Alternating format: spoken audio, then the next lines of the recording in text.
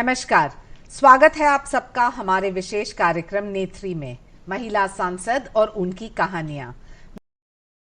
महिला पुरुष असमानता एक बड़ा सामाजिक मुद्दा है। महिला और पुरुष को बराबरी पर लाने के लिए महिला सशक्तिकरण में तेजी लाने की जरूरत है।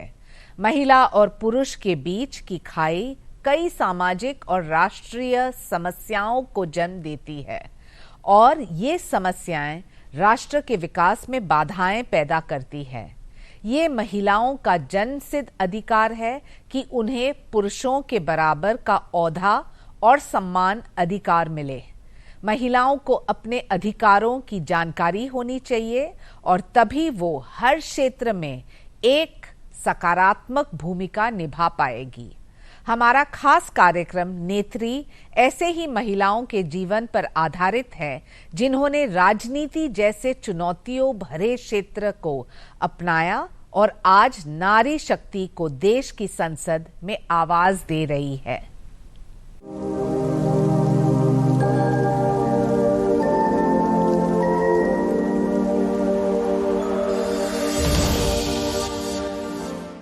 नमस्कार, स्वागत है आप सबका हमारे विशेष कार्यक्रम नेत्री में महिला सांसद और उनकी कहानियां।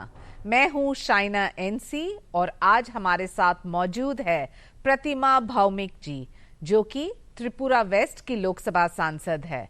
बहुत बहुत स्वागत आपका। चर्चा शुरू करने से पहले इनकी जीवन के अब तक की सफर की एक झलक। प्रतिमा भौमिक का जन्म त्रिपुरा के सिपहीजला जिले में 28 मई 1969 को हुआ। पिता का नाम श्री देवेंद्र कुमार भौमिक और मां श्रीमती कानन भौमिक।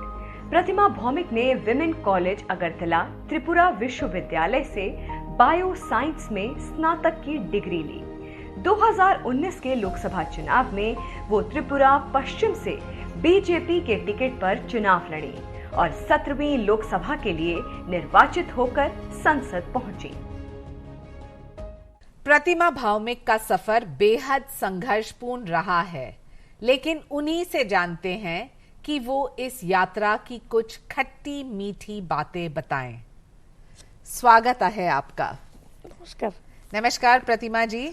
और सबसे पहले मैं पूछना चाहती हूँ कि बायो साइंस ग्रेजुएशन करने के बाद राजनीति क्यों, और इतने कम उम्र में क्या ये छात्रा राजनीति था या आप क्या करना चाह रहे थे त्रिपुरा में? सबको आपकी तरफ, आपके चैनल के माध्यम से मेरे प्रणाम। मेरे स्टेट की तरफ से भी सादर नमस्कार सबको। मैं जिस गांव से आती हूँ, गांव त्रिपुरा को तो ऐसे आप लोग जानते नहीं है। मोदी जी की आशीर्वादों से सरकार 2018 में के आने के बाद डायरेक्ट लेफ्ट से राइट में गवर्नमेंट बनने के बाद लोगों ने जानने शुरू किया जो एक स्टेट है इंडिया में जो त्रिपुरा है। तो 3 साइडों में बांग्लादेश का घेरा हुआ है मेरी स्टेट। 890 किलोमीटर बांग्लादेश बॉर्डर है। उसी छोटे से एक गांव है, उसका गांव का नाम बरनारायण है। मेरे गांव और बांग्लादेश का डिफरेंस 300 मीटर का है। तो उस गांव में जब हम छोटे थे तब किसान परिवार की हूँ। आपको लोगों को आश्चर्य लगेगा, जो मैं कॉलेज में आई थी तो चप्पल पहनी। जो क्लास 1 से क्लास 12 तक हम लोग को चप्पल पहनने का भी इतना वो नहीं था नहीं है, वो सिस्टम भी नहीं था ऐसा। सब लोग ऐसे ही जाते थे हम लोग। तब गांव में हम लोग किसान थे, लेकिन संपूर्ण किसान थे। गांव में छोटा जो किसान होता है ना, उसमें संपूर्ण किसान थे हम लोग। अलग से पैसा जो लिक्विड मनी है, कैश मनी है, वो हमारा परिवार में नहीं है, लेकिन हम अच्छे थे। माँ बाबा भी थोड़ा पढ़ा लिखा किया था, उन लोगों ने भी एडुकेटेड है वहाँ पे। तो गांव में थोड़ा सा छोटे गांव है, लेकिन फिर भी थोड़ा रुतबा है मेरे परिवार का। तो अब देखते थे जो भी किसी का प्रॉब्लम होते थे तो हमारे परिवार के पास आते थे और आप सुलझाते थे? नहीं, पापा सुलझाते थे। तो पापा के साथ मैं जाती थी। मैं भाई बहन 4 है हम लोग, उससे सबसे बड़ी मैं हूँ। तो बहुत प्यार करते थे। मेरे पिताजी बोलते थे वो बेटा भी मेरी है, बेटी भी वही है। तो उसके वहाँ लाड प्यार मिला है। जो महिला लड़की है इसके लिए सापडेस करना परिवार से, ऐसा नहीं हुआ मेरे साथ। दूसरे लोगों ने किया है। पापा को बोलते थे उसको लिखा पढ़ा कर क्या करोगे, शादी तो देना है, उसको मत पढ़ाओ, दूसरे को पढ़ाओ, ऐसा था। बहुत सारे सवाल हैं त्रिपुरा को लेके और नॉर्थ ईस्ट को लेके, क्योंकि नॉर्थ ईस्ट को देखें तो ये एक वक्त तक पिछड़ा हुआ था, इंफ्रास्ट्रक्चर नहीं था। मोदी जी और शायद प्रधानमंत्री का एक प्रायोरिटी इशू रहा कि नॉर्थ ईस्ट को मेन स्ट्रीम में लाएं, बड़ा इंफ्रास्ट्रक्चर प्रोजेक्ट्स, बड़े डेवलपमेंटल प्रोजेक्ट्स। लेकिन जो आपने कहा पहले कि ये लेफ्ट और कम्युनिस्ट की जो सोच थी वो बिल्कुल अलग थी, तो आपने क्या कॉन्शियस डिसीजन लेके भारतीय जनता पार्टी में प्रवेश लिया, या आपको लगता था कि लेफ्ट बहुत हो गया और अभी आप एक राइट विंग पार्टी में शामिल होना चाहते हैं? देखिए, मैं जब बीजेपी को ढूंढ के मैंने बीजेपी ज्वाइन किया, तब बीजेपी मिलता नहीं था। एक व्यक्ति ने एक ऐसा संघ को बारे में जानते थे हम जी, और अटल जी तब जब प्रेसिडेंट था, उसके बाद भी तो देखते थे। हम तो तब टीवी नहीं था हमारे इधर। हाँ। तब रेडियो था, दूरदर्शन तो नहीं था हमारे पास। आकाशवाणी रेडियो का है, उसमें न्यूज सुनते थे। नीलिमा सन्ना लिबानाग बांग्ला में संवाद पढ़ते थे वो लोग।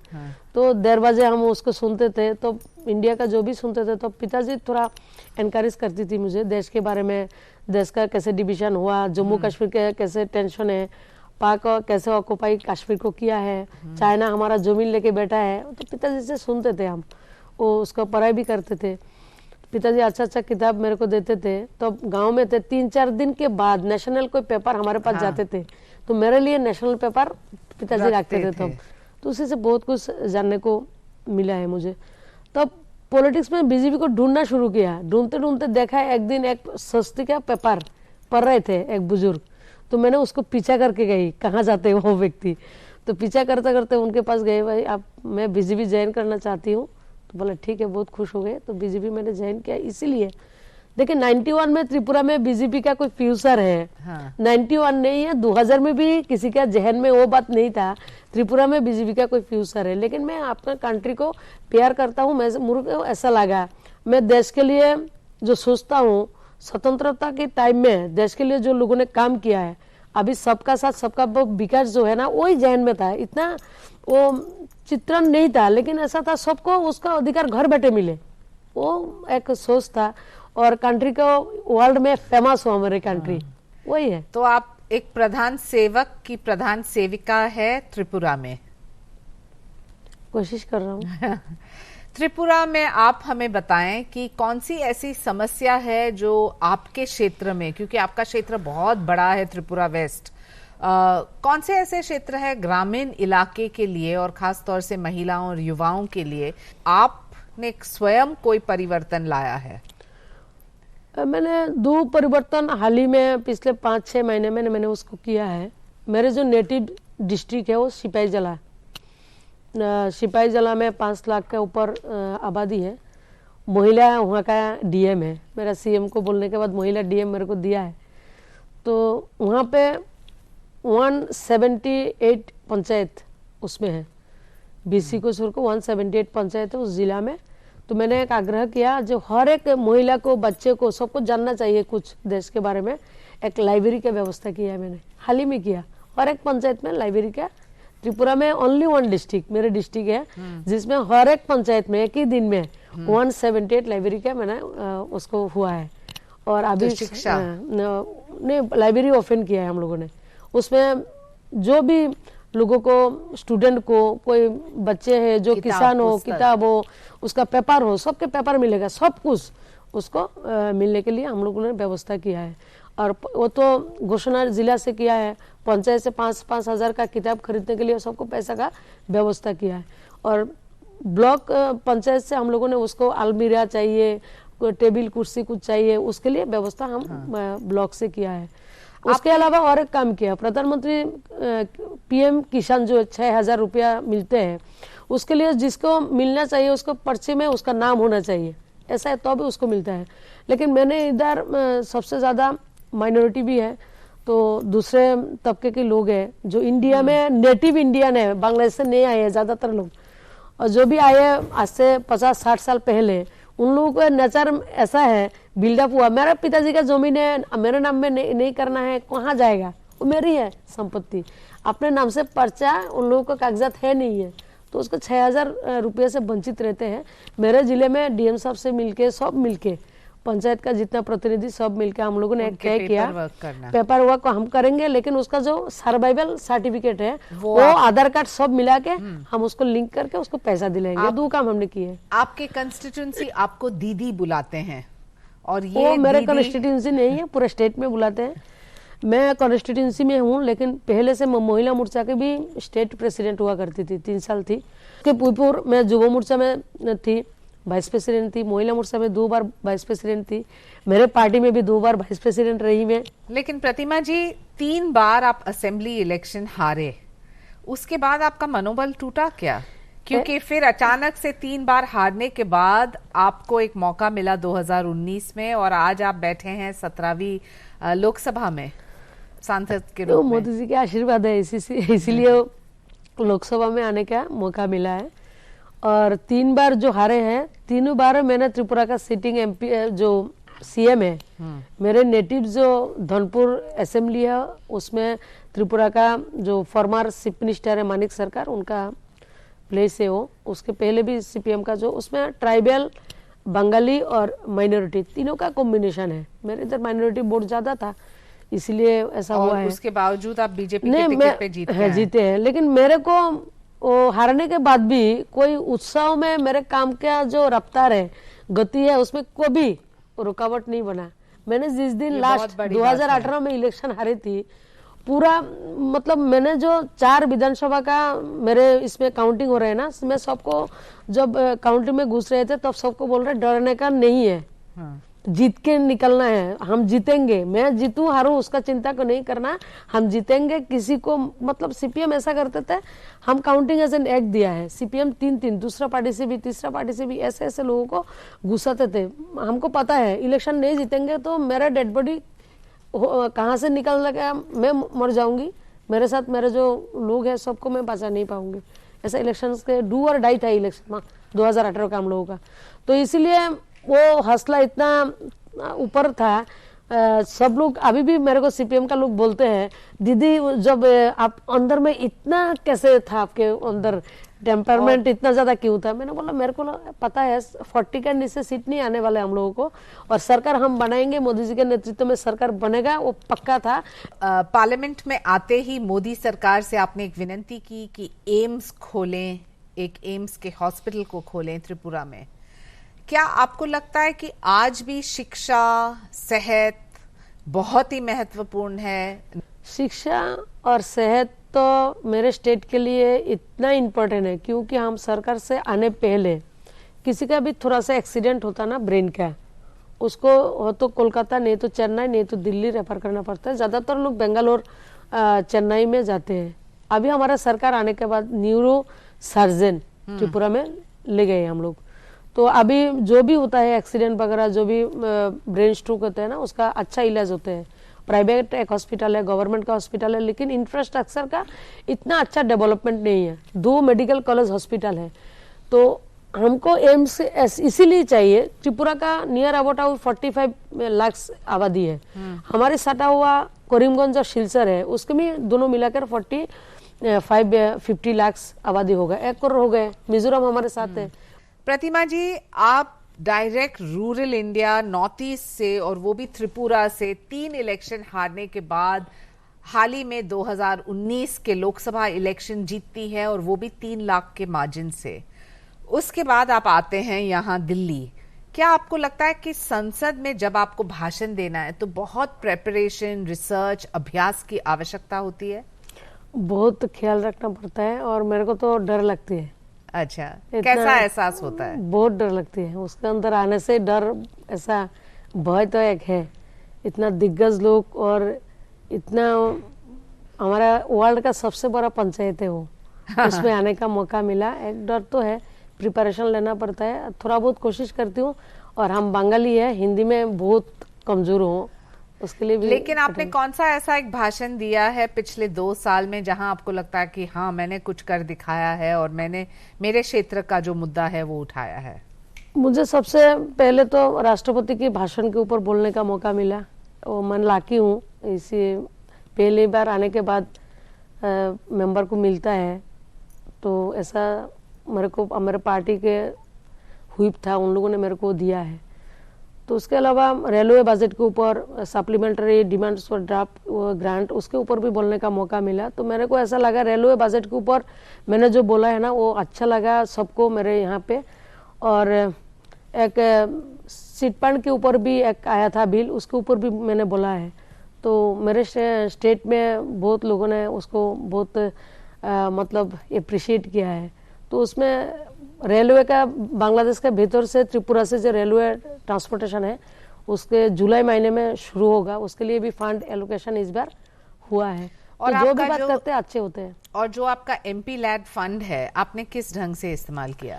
देखिए एमपी लैंड फंड में तो 1 करोड़ मैंने वो कोविड के दौरान दे दिया जी। और उसके अलावा कोविड में आपके यहाँ बहुत सारे लोगों को नुकसान हुआ, नियर अबाउट 385 लोगों को मतलब एक्सपायर किया मेरे स्टेट में।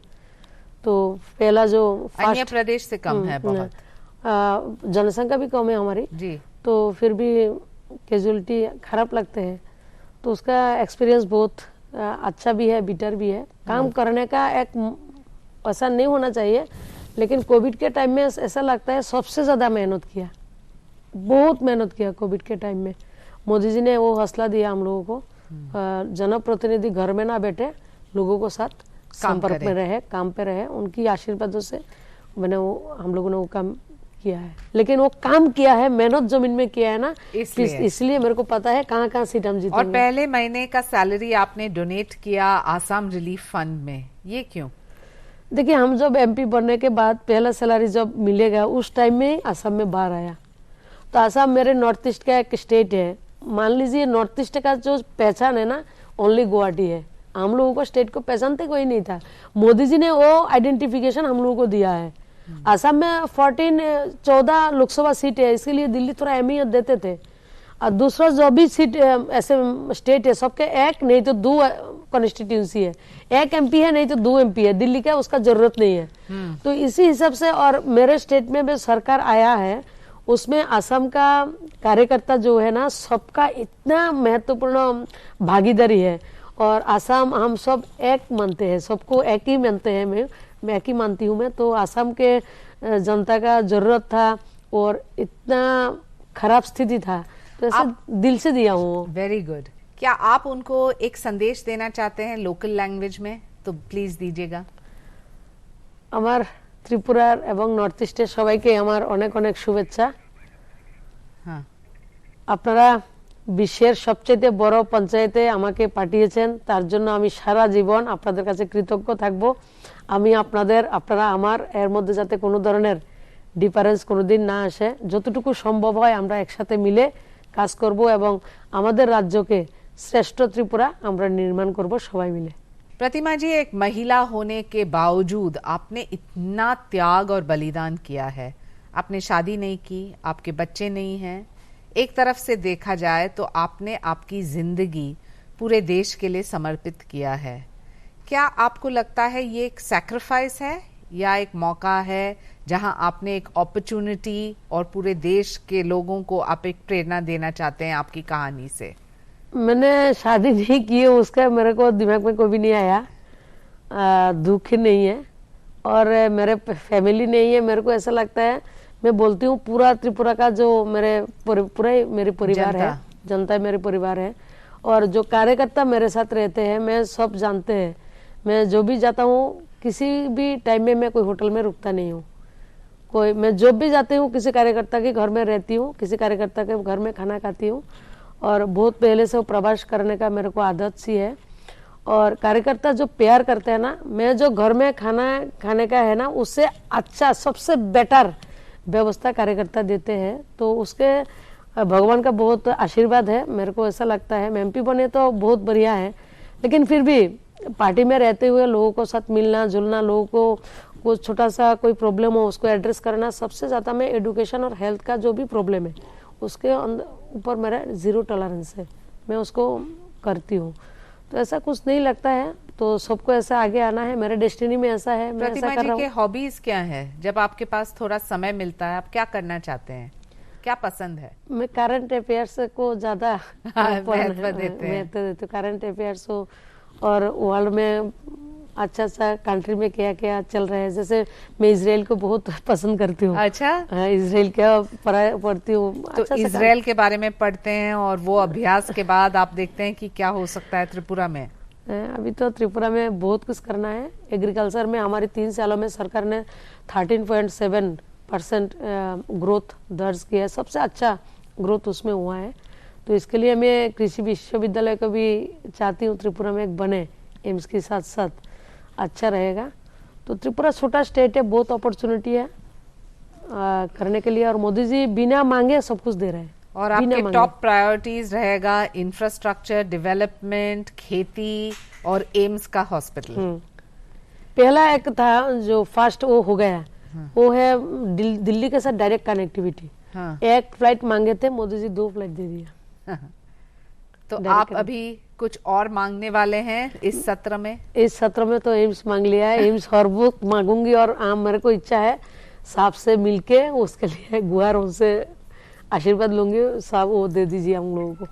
एक आखिरी सवाल प्रतिमा जी, महिलाओं के लिए और खास तौर से नॉर्थ ईस्ट के महिलाओं के लिए राजनीति में आना कितना कठिन है? क्या आपको लगता है कि पुरुष असुरक्षित हैं आप जैसे महिलाओं से, जो काम के माध्यम से जीत के आए हैं और आप आपके क्षेत्र को रिप्रेजेंट करते हैं? देखिए, महिला को पॉलिटिक्स नहीं, हर एक क्षेत्र में चुनौती ज्यादा है हम लोगों को, और हम जितना काम करते हैं, जेंट्स लोग हमसे बहुत कम मेहनत करते हैं, फिर भी हमसे ज्यादा अपॉर्चुनिटी उन लोगों को मिलते हैं। मेरे साथ भी हुआ है, नहीं हुआ ऐसा नहीं है, फिर भी सब मिलके काम कर रहा हूँ। क्षेत्र में या राजनीति में ज्यादा? राजनीति में तो बहुत ज्यादा है, बहुत ज्यादा है। हम लोग कितना मेहनत करते हैं, मतलब त्रिपुरा में 3 साल जो महामंत्री रहे थे, इतना मेहनत मैंने 18 घंटा 19 घंटा काम किया, अभी भी करती हूँ। लेकिन हम लोगों को दूसरे के साथ कंपटीशन जो करना पड़ता है ना, वो कंपटीशन में आते नहीं है, फिर भी क्या करें। लेकिन महिला के लिए मुश्किल है, बहुत ही मुश्किल है महिला लोगों के लिए। लेकिन आप क्या प्रेरणा देंगे? मेहनत करना चाहिए, मेहनत का जो भी मिलेगा अच्छा मिलेगा। मेरे को ऐसा लगता है मेहनत का करना ही करना है सबको, कोई क्या मिलेगा उसके ऊपर डिपेंड नहीं करना। हम काम करते रहे, कुछ दिन कुछ तो कुछ मिलेगा। और बीजेपी में तो मेहनत करने से रिजल्ट मिलता है, वो मैं आपके सामने हूँ। 3 बार हारने के बाद भी, 2018 में विधानसभा हारने के बाद भी 2019 में पार्टी ने मेरे को जीता के लाया है। मोदी जी के आशीर्वादों से मैं जीत के आई हूँ। पृथ्वी का, दुनिया का सबसे बड़ा पंचायत में आने का मौका मिला है। बहुत अच्छा लगा आपसे बात करते हुए प्रतिमा जी, और हम उम्मीद करते हैं कि नॉर्थ ईस्ट के लिए आपकी जो सोच, विचार और जंग है वो जारी रहेगा। तो ये थी सांसद प्रतिमा भौमिक, जो इस पीढ़ी को आगे बढ़ने के लिए प्रोत्साहित करती है और युवाओं में आत्मविश्वास बढ़ाती है। आज के कार्यक्रम में बस इतना ही।